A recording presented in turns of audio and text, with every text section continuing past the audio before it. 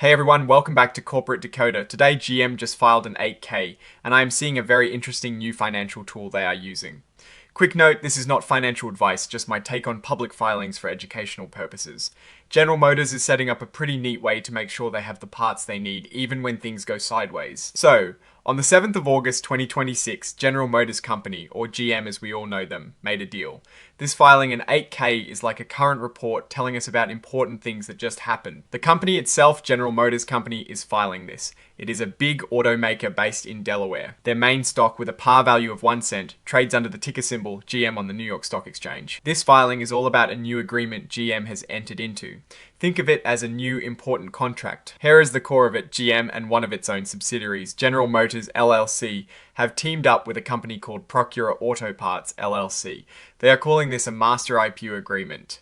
IPU stands for Irrevocable Payment Undertaking. It sounds complicated, but let's break it down. GM is basically promising to make payments later. They are doing this in exchange for Procura Auto Parts advancing money to certain suppliers. Why are they doing this? It is all about making sure they have the critical parts they need to build cars. This is especially important if there are problems with the supply chain. We are talking about things like bad weather, natural disasters, cyberattacks, or even just a huge demand for cars that they can't keep up with. This is a way for GM to lock in supplies when things are uncertain. So the suppliers get money up front from Procura Auto Parts. With that money, they buy and hold specific inventory the parts GM needs.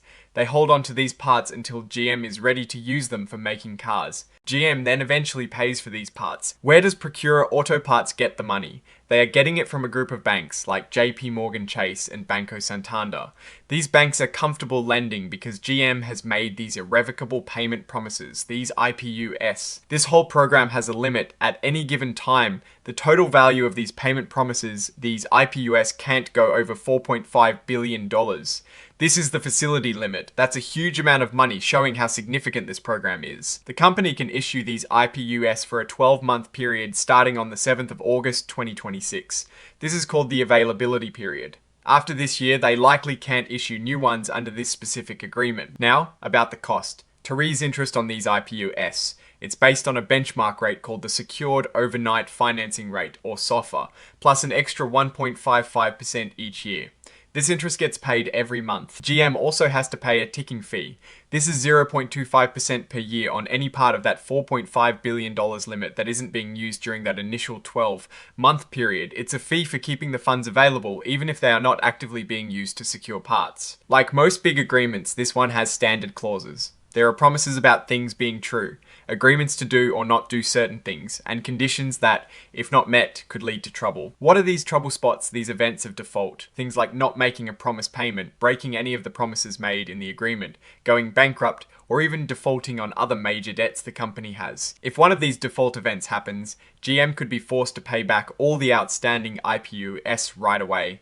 This is a serious consequence. This next section is important because it tells us how this new deal will show up on GM's financial books. It's basically saying that everything we just talked about in item 1.01 also applies here.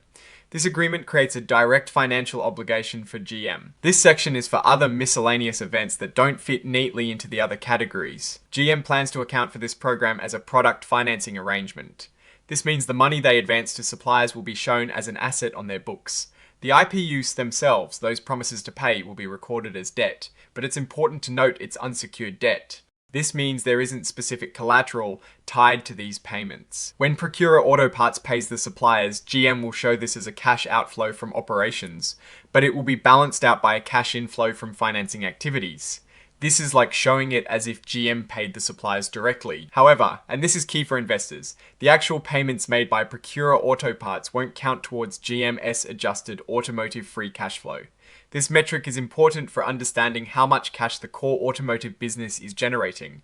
Those payments are excluded until GM actually takes possession of the inventory. This is a common accounting move to present cash flow in a way that emphasizes operational efficiency before inventory is fully integrated. And here we have the exhibits, which are the actual documents that back all of this up. Exhibit 10.1 is the full master IPU agreement. Finally, we have the signature section where an authorized person from GM confirms that everything in this report is accurate to the best of their knowledge. The signature is from John S. Kim, an assistant corporate secretary, dated the 11th of August 2026. So, what does this all mean for GM? This program is a smart strategic move. It's a way for GM to build a buffer against supply chain shocks. By using these IPUs, they are essentially getting suppliers to stock up on critical parts backed by GM's promise to pay. This gives them more control and stability in a volatile world. The $4.5 billion limit shows this is a significant part of their strategy. While it adds to their debt, it's a necessary measure to ensure continued production. The accounting treatment is designed to show this as a financing activity until the parts are used, which is understandable for managing free cash flow metrics. The risk here, of course, is if GM can't make those payments down the line or if a default event occurs. That could trigger the acceleration of all outstanding IPUs, which would be a major financial strain. But given the banks involved and the carefully structured nature of the agreement, it seems like a calculated risk to ensure operational resilience. It is a testament to how much GM is prioritizing supply chain security in the current economic climate, especially with all the talk about supply disruptions and economic uncertainty. Oh, and the research tools I actually use are linked in the description. They help keep this channel going. That is my take. Stay decoded. If this analysis was valuable, hitting that like button really helps, and subscribe for more deep dives. Check out the Discord in the description.